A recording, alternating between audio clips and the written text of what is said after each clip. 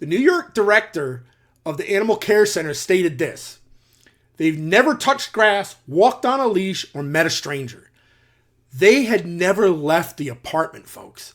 They found the dog stuffed in closets, in cupboards, packed in tight spaces. They found one living behind a couch. They had no access to fresh air or sunlight.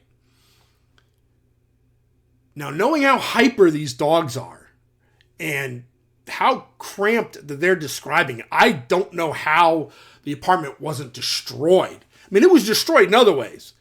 You know, the amount of urine and feces. But I know I had a Malinois that loved to tear up baseball hats.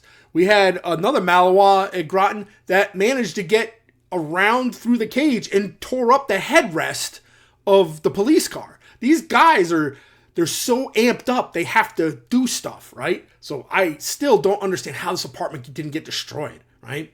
So this apartment was on the 7th floor, and the neighbors stated the entire floor smelled of urine and feces, right?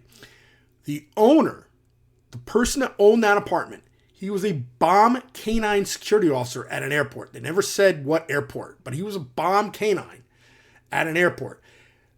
Residents said that was the only reason why he was allowed to have a dog in the apartment, was because it was a service dog, you know. So they were like, we'll make an exemption. You got to hear some of the quotes from these neighbors, right? One neighbor was quoted, "We always wondered, why does it smell so bad? If it was the bomb dog that just peed all around?"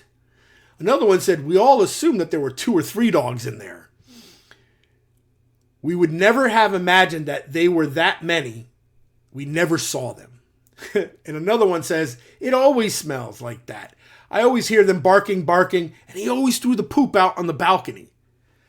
So at what point do you accept that smell and that disgust? You know, I think that one of his punishments should be he should never be allowed to own an animal. I don't care if it's a goddamn hamster or a goldfish. He should never be allowed to own an animal, let alone be a canine handler.